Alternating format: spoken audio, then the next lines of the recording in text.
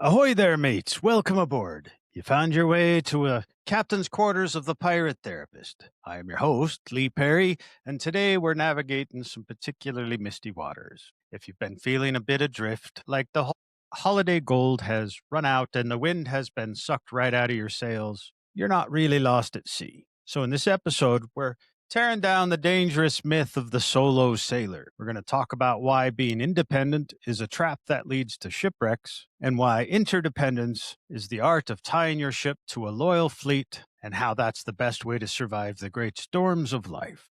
Today, we're talking about those rare, beautiful days when the wind is at our backs. You know, the ones your head is clear, your energy is high, and you feel like you could outrun a man of war. But here's the thing about the sea. The weather always changes. As a pirate therapist, I see a lot of captains who only reach out when they're sinking. The best time to build a sturdy ship is not during the storm, but while the sun is shining. So today we're talking about the law of the lifeboat. It's the idea that when you're doing well, it is your responsibility to reach out to those mates who aren't. Not just because it's nice, but because you're building the very safety net that's going to catch you when the tides inevitably turn. We live in a culture that prizes self sufficiency or independence, and we think that being strong means doing it all alone, all by yourself. The reality is that no pirate ever took a prize ship by himself. A captain is only as strong as his crew working around him. So we've all heard stories of the legendary captain, the one who stands alone at the helm, his eyes fixed on the horizon, needing no one and fearing nothing. It's a stirring image, isn't it? But as the pirate therapist, I'm here to tell you that that captain is a myth. And more than that, that myth is a trap. So here's kind of the reality of the sea, the reality of being human. In naval architecture, if a ship only has one mast and the mast snaps, that ship is dead in the water. That is what happens when you try to live your life as a solo sailor, when you are the only person responsible for your happiness, your strength, and your game that you have created. How do I say this? The reality is that building a fleet, building a community, it's a team sport. We're social creatures. We weren't meant to sail alone. We don't survive storms because we're tough. We survive them because we have a crew that can man the pumps when we're exhausted, and a fleet outside of that. A captain standing at the helm can only see what's in front of him. They can't see the leak down in the hold. They can't see the storm brewing at their stern, and they can't see the reef lurking below the surface on the starboard side. You need other people, not just to help you, but to see for you. When you're doing well, you have a clear view of the horizon. You can see the dangers that your mates might be missing. Sharing your strength isn't charity, it's providing the lookout for the rest of the fleet. So, our brains are literally wired for interconnectedness, which is a fancy word for the fact that our nervous system calms down just by being near a calm, stable person when we don't feel that way. When you're on top of your game, your very presence can act as a stabilizer for the people around you. You don't have to do much. Just by being a steady ship in a choppy sea, you are helping your crew find their footing. If you are trying to sail alone, you lose that biological mirror that keeps us mentally sane. Sometimes people think that if we give our energy away when we're doing well, we will run out. But the thing about the human connection is kind of the opposite of a treasure chest. If you give gold away, you have less gold. But if you give compassion away, you create more of it in the room. When you help a mate, when you're strong, you aren't emptying your tank, you're reinforcing the hull of the ship. In fact, the entire fleet. When you're feeling great, when you're on top of your game, on top of the world, it's easy to think that that extra energy you feel is your private treasure. You want to hoard it. You want to spend it all on yourself, get stuff done for you, and not really spread that around. And just sail as fast as you can. But the insight that I would like to give you today is this: your surplus isn't just for your speed, it's also for your fleet's survival. Think of your energy like social capital. When you're doing well, you are rich. You have a surplus of patience, you have a surplus of perspective, and a surplus of slack in your nervous system. Things that would usually make you salty, rude comment, a long line, terrible traffic, even a minor setback, they just don't bother you as much because your sails are full. You're feeling great. Well, this surplus is a floating currency. By spending a little bit of your good mood to listen to a friend or a neighbor, you aren't just being nice. You're making a social deposit. You're making a deposit into the bank of your fleet. You're making it more likely that when you are bankrupt in 3 months because the tides have turned, there will be wealth in that community to bail you out. When you're down in the hold and you're struggling to keep your own ship from leaking, you can't always see the big picture. You're focused on survival. But when you're on top of your game, you're effectively standing in the crow's nest because you have the high ground right now. You can see the reefs that your friends are about to hit. You can see that your mate is overworking themselves or that your partner is feeling lonely. Being well gives you the clarity to be the lookout for those who are currently blinded by a fog. There is a weird trick to the human brain. Hoard your good mood and it starts to fade. Share it and it actually grows. I call this a helper's high. When you use your up days to help a down mate, your brain releases even more dopamine. Helping others when you are strong is actually the best way to extend your own winning streak. It keeps the wind in your sails for longer than if you had just sailed off alone. And it helps fight some depression for you, keeps that at bay. But here is a hard truth. If you never reach out when you're strong, you will feel like a burden when you are weak. That feeling of I shouldn't ask for help often comes from a person who has not been part of the cycle of giving. By helping others now, you are destigmatizing the need for help later. You are teaching your crew that the strong help the weak, and that is just the law of the sea. When it's your turn to be weak, if you don't let pride get in your way, you'll find it much easier to reach out because you've seen how much joy it brought you to be the one who is helping them. So don't just enjoy your good days, invest them. Look around the fleet. Who's struggling with their lines? Who's looking a bit green around the gills? Toss them a line, not because you're a saint, but because you're a sailor. And you know that tomorrow the weather might be very different. The reason we're talking about this today, about helping others when you're on top of your game, is because that it is the foundation of interdependence. When you help a mate while you're strong, you are not making them dependent on you. You are building an interdependent network. You're telling them today, I have the wind. Tomorrow, you might. So let's make sure that neither of us sinks. Independence says, I'm fine. I don't need you. Interdependence says, I'm doing great. So I'm going to use my strength and my energy right now to make us stronger. If you want to survive the post holiday doldrums or any other storm that life throws at you, stop trying to be an island. Islands don't move, fleets do. The treasure isn't in the chest, it's in your crew, it's in the people that you keep around you. Helping others when you're strong creates a culture of reciprocity. We've talked about that before, the law of reciprocity. You should look for the quiet ships in your life. Maybe someone who hasn't signaled in a while. Maybe someone who is not reaching out or is a little quieter, just really struggling in this post holiday season. Paying it forward isn't a vague suggestion, it's a tactical provisioning. We talk about why we need a crew. Next is the manual on how to actually maintain one. So I'm assuming we agree that the solo sailor is a myth and interdependence is the goal. So, how do we actually do it? When you are on top of your world, when you're on top of the game, how do you spend that surplus wisely? You don't just throw gold into the sea, you invest it where it matters. So, here is your captain's strategy for paying it forward. That's me. Sighting the quiet ships on a real voyage. You don't just watch the horizon for enemies, you watch your own fleet for drag. Look for the ships that are falling behind. Look through your contacts, your social circle for the quiet ships who you haven't heard of in a few weeks, who was loud during the holidays but perhaps went silent now that January's come. Don't ask, how are you? That's a heavy question for someone who's struggling with depression. Instead, send a signal flare. Just a simple, hey, I'm thinking of you. No need to reply, just wanted to let you know that your ship is still in my view. It only costs you 10 seconds of your up day, but it's an actual lifeline for someone who feels invisible. When you have a surplus of energy, you can do things that feel easy to you, but may feel impossible to someone next to you. You can send them a tow line. Don't offer general help. Don't say, let me know if you need anything. That just puts the expectation on them, and they're already tired. Instead, offer a specific tow. Hey, I'm headed to the store right now. What can I get you? I'm making a pot of stew. I'm bringing a bowl to your porch at 6 o'clock.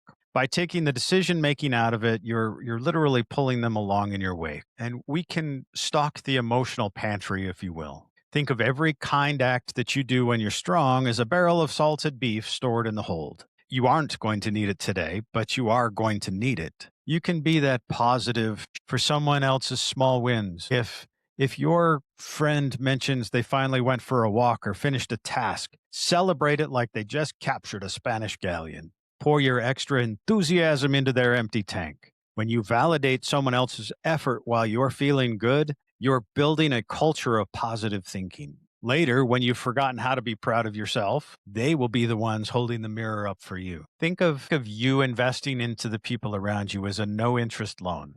The most important part of this strategy is the pirate's grace. When you help someone from your position of strength, you must explicitly state that no immediate return is expected. You just say, I've got the win today, so let me handle this. It removes the guilt or the debt from the other person. It reinforces the fact that we are a fleet, and today it's my turn to have the lead. I get to help you. So remember, paying it forward isn't about being a martyr. It's about infrastructure. You're building a world that you want to live in when you're tired. You're ensuring that compassion is the currency of your crew. If you want a crew that's got your back, you've got to show them what having their back looks like while you've still got the strength to stand tall. Use your high energy days to do the heavy lifting for someone else. Send a text, cook an extra meal, offer the ear. Just give them time. If they don't want to talk, offer them your presence. The action is where we move from being a passenger to being an active member of the crew. When you have the wind in your sails, your actions should be designed to reduce the friction for everyone else.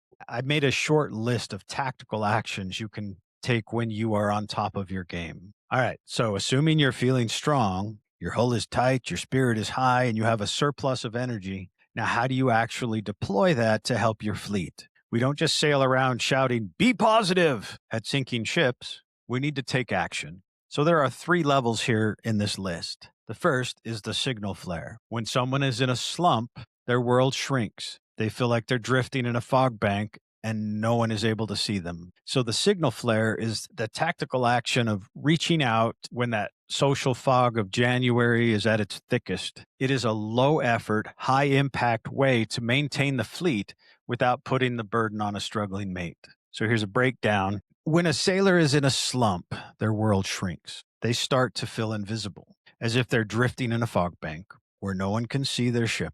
A signal flare is a way for you to say, hey, I see you, without demand, without any expectation of a return. The strategy, the no response required, it's a pirate twist on the signal flare. And that is that it must be low friction. If you ask a struggling person, how are you? You are actually giving them a chore. They have to think of an answer, mask their feelings, and find the energy to reply. Instead, we can send a text or a message that explicitly states they don't have to write back. For example, hey mate, I was just thinking about you today. No need to reply. I know the January fog is thick. I just wanted you to know that I see you. You're not lost. I'm here. We talked about sending flares specifically when you are on top of your game. We want you to use your surplus energy to look through the spyglass for the quiet ships, the friends or the family who have gone silent. You aren't saving them yet. You're just letting them know that the distance between your ships has not grown too wide. You're keeping the connection alive so that if they do hit a reef later, the lines of communication are already open. We want to sink the vulnerability debt. By sending flares, you are strong. When you are strong, you are normalizing the exchange of care. You are proving that the fleet watches out for its own. Later, if you are the one in the fog, you won't feel like a burden firing up your own flare because you've already established that signaling is what this crew does. Think of a signal flare as a micro investment in your fleet. It costs you 10 seconds, but to the person who is drifting, it looks like a second sun. Next, we have the supply drop. This is medium effort, maybe some physical support. When people are struggling with the small things like eating or cleaning, those things become big things. They're kind of low on rations. So perhaps consider doing a drive-by provisioning. It may look like this. Hey, I'm making a double batch of chili or soup or cookies because I had the energy today. I'm going to leave a container at your porch about 5. Don't worry about coming to the door. Just grab it when you're hungry. You aren't asking if they need food. They'll say no out of pride. You're telling them that food is coming and you're taking the decision fatigue off of their shoulders. And thirdly, we have the tow line. This is a high effort, emotionally heavy lifting kind of thing. So sometimes a mate is just dead in the water. They've lost their motivation, their routine, and their hope. So offer something that is side by side. I'm going for a 20-minute walk at the park on Saturday. I'm pulling up to your curb at 10. I'd love the company, even if we don't talk, even if we just walk in silence. Now, this can work because you aren't asking them to fix themselves. You're inviting them to join your momentum. It's much easier to move when someone else is already moving. You are acting as a stabilizing force for their stranded vessel. When we're down, our inner critic, or the mutineer in our head that tells us that we suck, that we're useless, yeah, we don't like that. What we want is a public or private recognition of worth. And when somebody is struggling with that mutineer in their head, you might say, "Hey, I was just telling Barnaby the other day how much I admire the way you handled the rigging in that storm last year. You have a sturdy heart, mate." You are reinforcing their hull. You are giving them a piece of evidence to use against their own dark thoughts, against that mutineer in their head. When you are strong, you have the clarity to see the value even when they cannot. So, one of your missions this week, if you have the wind, is to pick one of these actions: one signal flare, one supply drop, or one tow line. Don't wait for them to signal SOS. Most people will sink before they cry for help. As a member of this crew, it's your job to watch the horizon and act before the water rises above their deck. So think of it as stocking the pantry. You're putting goodwill into storage for the winter. So now you might be thinking, "Captain, that sounds like a lot of work. Why should I spend my hard earned good mood on some grumbling mate who can't even find their own boots?" Well, here's a twist. In a world of the high seas, don't think of kindness as a luxury, but think of it as provisions. You don't wait for a famine to start looking for grain, and you don't wait for a mutiny to start before you care for your crew. We want to preemptively strike any mutiny. When someone is struggling alone for too long, they start to resent the ships that are sailing fast. That resentment is the seed of mutiny. When reaching out to when you're strong, you are performing maintenance on that social hull. The ropes that are lashing you together, that are preventing bitterness from sinking the whole fleet. Helping your mate isn't just for them, it's to ensure that the person sailing next to you isn't plotting to scuttle your ship just because they feel like you've abandoned them. We want to trade in the spirit instead of gold. On a pirate ship, gold is finite. If you give a gold doubloon, you have one less. But if you give compassion, courage, and hope, that's the only cargo that multiplies when you share it. Think of your good mood as contraband. The world wants you to be tired, isolated, and independent. By sharing your energy, you are committing an act of rebellion against this mindset. You are proving that the economy of the heart doesn't follow the rules of the market. You aren't losing anything by helping your friends. You're actually deepening your own reserves. So let's talk about a lifeboat drill. Every time you help a friend when you're on top of your game, you're actually ensuring the safety of your lifeboats. You are training your friends on how to help you. By showing them how to signal flare or to supply drop, you are giving them the manual for your own future rescue. You're essentially saying, "Watch how I do this, because one day I'm going to need someone to do it for me." It is the most selfishly selfless thing a pirate can do. Let's talk about the no debt clause. This is a really big twist. We pirates of the mental health persuasion, we know that a gift given with a debt attached is just a chain. But when you help a friend from a place of strength, you explicitly refuse the return. You tell them, "Keep your thanks. Just make sure that when you've got the wind and I'm in the fog, you don't let me drift away." You aren't looking for a thank you today. You're buying an insurance policy for what your own future shipwrecks, for when you wreck, that someone will be there to help you. You create a goodwill that makes it much more likely that they will reciprocate when you are in need. Don't let the self-help scallywags fool you into thinking that kindness is about being soft. It's about being stable. It's about knowing that the ocean is too big for any one captain to master. The pirate spin is recognizing that by lifting another ship or a sailor, you're actually ensuring that the water stays safe for everyone, including you. So let's talk about the vulnerability debt. Why people find it hard to ask for help when they're down. If you never help others when you're up, you feel like a burden when you're down. That is a vulnerability debt.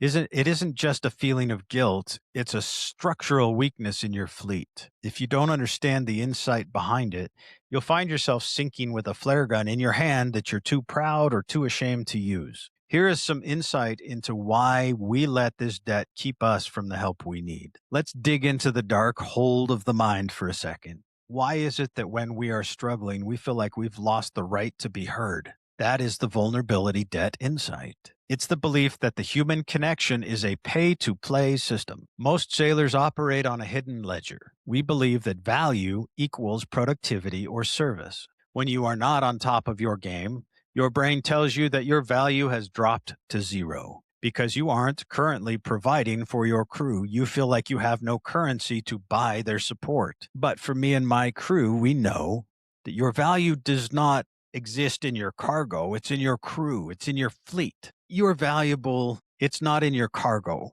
Your value is in your crew. It's in the people around you. It's in your fleet. You are valuable because you are part of the fleet, not because of what you did for the fleet lately. There is a psychological phenomenon where we feel an intense anxiety if we receive something without being able to immediately give something back. In the winter, when everyone is tired, this reciprocity lag feels like a mountain. We think if I ask for a tow today, I have nothing to give them in return. You can reframe this. You can say, you have to realize that pay to play model is for merchants, not pirates. In a crew, we don't pay each other back. We sustain the fleet. Your payment for the help you receive today might not come for 6 months. And that is exactly how it's supposed to work. The ghost of hyper independence. Many of us were raised to believe that needing someone is a breach of security. We see vulnerability as a debt because we see ourselves as a business instead of a person. We think if I owe someone, they have power over me. Well, in a storm, nobody has power over the person they're saving. They just have a rope. By refusing to incur debt, you are actually refusing to build trust. Trust is built when we allow ourselves to be vulnerable with one another. That emotional vulnerability is actually the glue that holds us together. That's what holds the fleet together in a fleet. When you say, I don't want to be a burden, you're actually making a judgment about your friends. You're assuming that they're too weak, too selfish, or too busy to care for you. You're projecting your own fear of being taxed onto them. So let's reframe this. Helping a mate is one of the few things that gives a sailor a sense of purpose. When you refuse to ask for help, you aren't saving them from a burden. You are starving them from the opportunity to be a good friend. You're essentially saying that you do not trust them to handle the weight. The vulnerability debt is a phantom. It is a ghost ship meant to keep us isolated. The only way to sink that ghost is to realize that the highs and the lows of the seas are shared by everyone. When you're up, give freely. When you're down, take humbly. The only real debt you can ever owe is the debt to stay alive, keep sailing, until the wind finds your sails again. By helping others now, you earn your future ability to be safely vulnerable.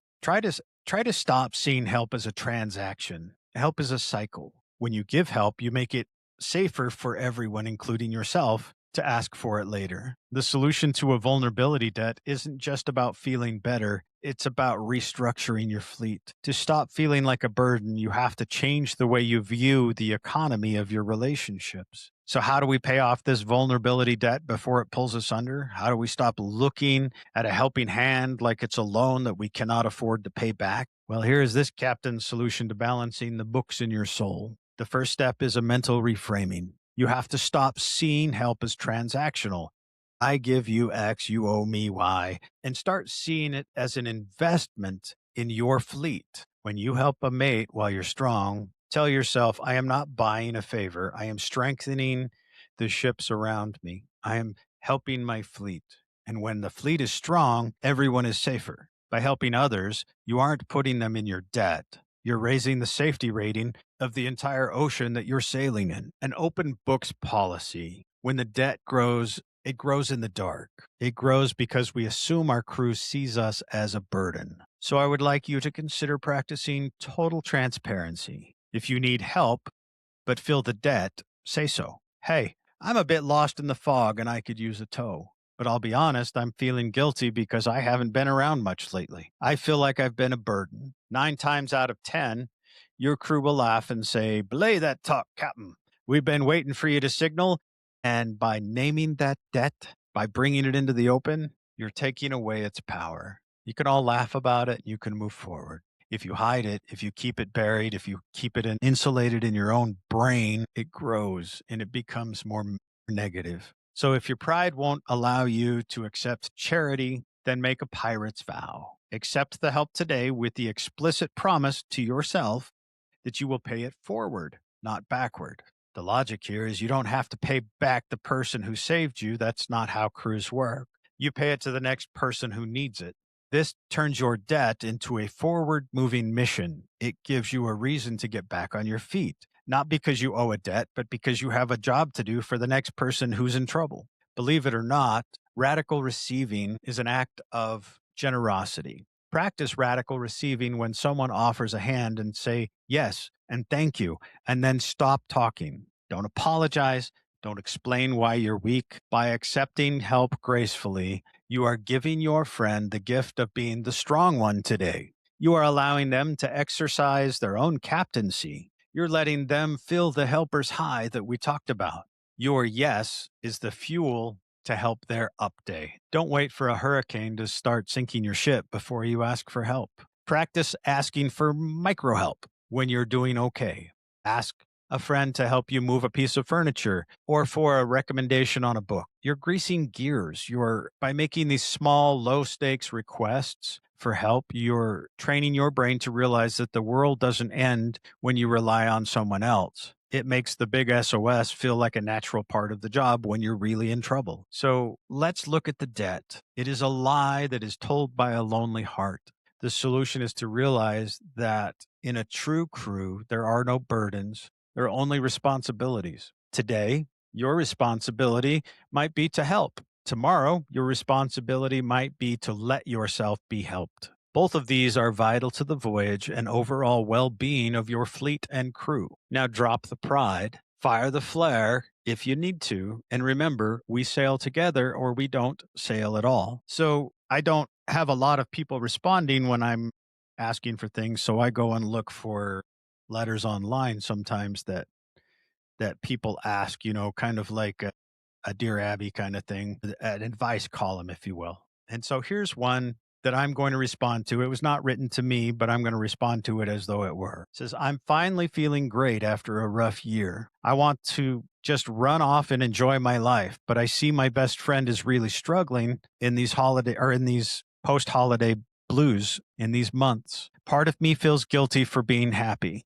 and the other part just wants to stay in my good mood. What should I do? Well, first of all, don't you dare feel guilty for having a good day. But don't sail off into the horizon alone either. Use that extra speed of yours to toss a tow line to your friend. You don't have to sink your ship to help theirs. You just have to stay close enough that they can see your lanterns. One day you'll be the one in the fog, and you'll be glad you stayed within hailing distance. Now I'd like to do kind of a self-assessment, and this might seem a little harsh, at least parts of it, but I want to stop looking at the waves and start looking at your own deck. We talk a lot about the crew, but who actually makes up your crew? If you're going to survive the doldrums of winter, you need to know who's pulling the ropes and who's just taking up space. So grab a piece of paper or just a mental chalkboard and let's do a scallywags audit. I want you to look through your spyglass at 4 specific types of people in your life. First, the first mate. Look for your first mate. This is the person you call when the hull has a hole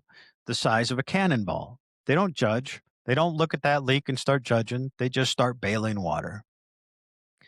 Okay, when was the last time you checked in on your first mate? Often we take our strongest mates for granted because they're always sturdy and we assume that they don't need a signal flare. If you have the wind today, send your first mate a message of gratitude. Don't wait for a crisis to tell them that they're the backbone of your crew. Don't wait to tell them that you appreciate them. Tell them now. That will help fuel their good day if they're already having one, and it will help perhaps make their day better if they're not. The second person I want you to look for is the scout.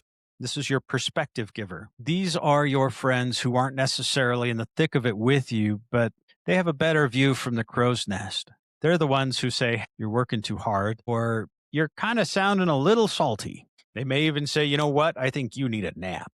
Well, are you actually listening to your scouts? Or have you been telling them to shut up and get out of the crow's nest? A captain who ignores their scouts eventually hits a reef that they could have seen miles away. The third type of person I want you to look for is a ghost ship. I want you to look further out. Ghost ships are the people that you used to sail with, the good friends, the loyal crew, but life or pride or maybe just the grind has left them adrift over the horizon. Who is a ghost ship in your life right now? Someone you haven't spoken to because you felt you were too busy or you didn't need anyone. I want you to use your surplus energy today to pull them back into the fleet. One hello can bring a ghost ship back to life. The fourth type of person I want you to look for, and this is, you need to be careful here, but I want you to look for the social barnacles. Look at your hole. Barnacles are not evil. They're just hitchhikers. They don't help you row, they don't help you steer, and they don't bring any rations or benefit the fleet in any way. They just sit there, add weight, and slow you down with their drama and their constant demands and their woe is me attitude. So, who in your life is a barnacle? Someone who only calls when they need something, someone who is out to sea the moment you need a hand. Okay, these are barnacles. Now, friends, sometimes the best thing you can do for your mental health is to take a scraper and clear your hull. You can't help a real crew if you're carrying 5 tons of dead weight. It's okay to let some people go so you can focus on the ones that are benefiting you and your fleet. Before you clean off the barnacles, please make sure that these are barnacles and not a loyal crew member who is just struggling with depression. There's a difference between not having the energy to give right now and never contributing. So settle in, my friends. Rest your boots for a moment. I'm going to tell you a story that be passed down through the galleys for generations. Not really, it's kind of new to me. It is the legend of Captain Silas Thorne and the ship called the Invincible. Silas Thorne was the finest sailor of the 7 seas, finest sailor that the seas had ever seen. His ship was made of the strongest wood, his cannons were polished brass, and his sails were woven from the finest canvas. He was the ultimate independent captain. He didn't believe in fleets and he didn't believe in friends. He used to say that a ship that relies on another is just a raft waiting to sink. Well, for years, Silas was on top of his game. He took every prize, outran every storm, and hoarded every doubloon. When he saw other ships struggling in the doldrums, he just sailed right past them laughing as he caught the wind that they couldn't seem to find. He had all the strength in the world, but he kept it all for himself. He was a solo sailor and proud of it. Then came the great winter storm. It wasn't just a gale. It was as if the ocean itself decided to break. The waves were the size of mountains, and the wind was cold. It was cold enough to freeze a man's words in his throat. The Invincible was his ship, and it lived up to its name for a while. But Silas fought the will until his hands bled. But then the unthinkable happened. A rogue wave snapped his mainmast like a dry twig, and a hidden reef ripped a hole in the hull that no amount of pride could plug. For the first time in his life, Silas Thorne was terrified. He reached for his flare gun. He fired 1, then 2, then 3 bright red signals into a black sky. As the flares lit up the clouds, Silas saw them. Just a mile away, a dozen smaller, scruffier ships huddling together. These ships were the ones that he had mocked, the leaky merchants, the slow-moving sloops, or the battered privateers. Silas waited for them to turn towards him. He waited for the tow lines, but the lines never came. It wasn't that these captains were cruel. It was that they didn't even recognize Silas's signal as an SOS, because they had never known him to be a part of their world. He had spent so long being a solo sailor that they assumed he was either fine or he was playing a jest. He had built no bridge, shared no bread, and offered no help when he was the one with the wind. So to them, Silas Thorne was already gone. He had left their world a long time since. As Silas's ship began to slip beneath the black water, he looked at those ships one last time. They weren't invincible like he was. They were battered, but they were tied together with thick hemp ropes. When a wave hit one, the other 3 held it steady. When one ship lantern went out, the others shared their light. They weren't a collection of heroes, they were an armada of interdependent ships. They survived not because they were strong, but because they refused to let the gap between them grow too wide. Silas went down with his gold, not because he wasn't a great sailor, but because he forgot one of the first laws of the sea. The ocean is always bigger than any one man. So don't be a Silas Thorne. Don't wait until your mast is snapped to realize that you've spent your life sailing away from the very people that could save you in a moment of trouble. A great armada isn't made of perfect ships. It's made of ships that care enough to stay within hailing distance of one another. When you're the invincible one, use your strength to tie the ropes because the storm is coming for all of us. And I'd much rather be on a leaky boat with a loyal crew than on a golden ship and all by myself. I want you to look closely at the difference between Silas Thorne's ship and the ragtag fleet huddling in the distance. It's a contrast that tells you everything you need to know about the human heart. Silas had the best ship. His ship was a marvel of engineering. It was designed to be the best. And on a calm day, he was the envy of the ocean. But here's the problem with perfection. It's brittle. When you try to be a solo sailor who has it all together, you are like that strong wood of his ship that his ship was built from. You're strong until you've hit your limit, and then you snap. There's no flex in a solo mast.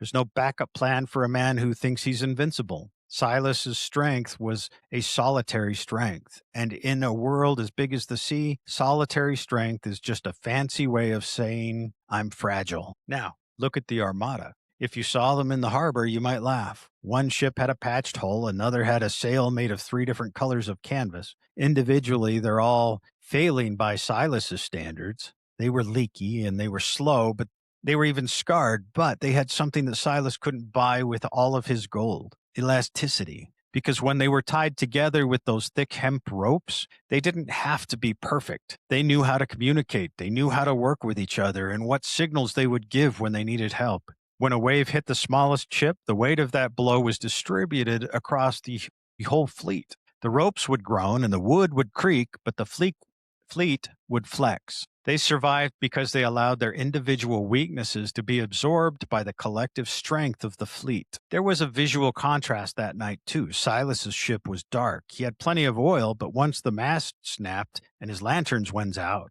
he was in total blackness. He was a single light that couldn't withstand the storm by himself. And in that storm, the light went out. The Armada, however, was a veritable constellation. Every ship kept lanterns lit. If one ship's light flickered out in the wind or the rain, they would still see the glow of the friends next to them. They didn't need one giant sun. They just needed a dozen small points of light to keep them from feeling lost in the dark. Silas wanted to go fast. He always wanted to go fast. He thought speed was his protection. He could outrun anyone, which meant he was always alone. The Armada may have been slow. They could only move as fast as the slowest boat in their line. But in the great storm, speed didn't matter. Staying afloat did. While Silas was flying towards his fate, the Armada was hunkered down, moving slowly but moving together. They traded the thrill of the sprint for the security of the journey. And as we look closer, we discovered the great nautical lie, the idea that we are meant to be solo travelers. We realized that our culture prizes hardwood independence, a rugged, solitary strength that looks impressive in the sun but snaps like dry kindling when the 40-foot waves of life hit. We contrasted this with interdependence, the hemp rope reality, where a ragtag fleet of leaky, scarred ships survived the hurricanes simply because they refused to let go of one another. To find our place in that fleet, we conducted a scallywags audit. We took up the spyglass to see who was truly on our deck, identifying our first mates, honoring our scouts, reclaiming our ghost ships, and scrapping away the social barnacles that drag us down. The heart of our journey was the legend of the Great Armada. We watched the invincible Captain Silas Thorne sink with his gold because he was too proud to invest in his crew when the wind was in his sails. His tragedy gave us our mission, the tragedy of the line. We learned that when we are on top of our game, our energy is actually a social capital. We don't want to hoard it. We want to spend it on signal flares and supply drops for our friends that are stuck in the fog. Finally, we want to face the vulnerability debt, that ghostly guilt that tells us that we are a burden if we ask for help. We found the solution in radical receiving, recognizing that a crew is only as strong as its willingness to reach out. We realized that by allowing ourselves to be towed, we aren't being weak. We are giving our friends a chance to be the heroes that they were meant to be. We concluded that the ocean is far too big for one person to master alone. Whether we're the ones tossing the rope or the ones catching it, the goal is the same: to stay within hailing distance from one another until the sun rises again and the wind picks up in our sails. Well, friends, we've charted the dark waters and we've mapped the stars. We've learned that the solo sailor is a myth which will eventually sink us, and that our greatest treasure isn't buried in the sand, it's standing right next to us on the deck. As you head back out to the open sea this week, remember the law of the lifeboat. If you've got wind in your sails and your hull is high, don't just outrun the world. Toss a tow line. Look for the quiet ships or the signal flares. Show some kindness. And if you're the one taking on water today, for the love of the sea, drop your pride. Fire that flare. Your fleet is waiting for your signal. There's no shame in needing a tow when the waves are high. We're a fleet of ships, not a bunch of dinghies. We sail together, we feast together, and we make the horizon together. So keep your lanterns trimmed, keep them burning bright, keep your heart open to the needs of your crew and your fleet, and above all, keep your hand steady on the helm. I am Lee Perry. I am the pirate therapist, and I wish you fair winds and many a ship in your fleet when you're in need. May the wind be at your stern and the calm seas ahead. So until next week, when we meet again.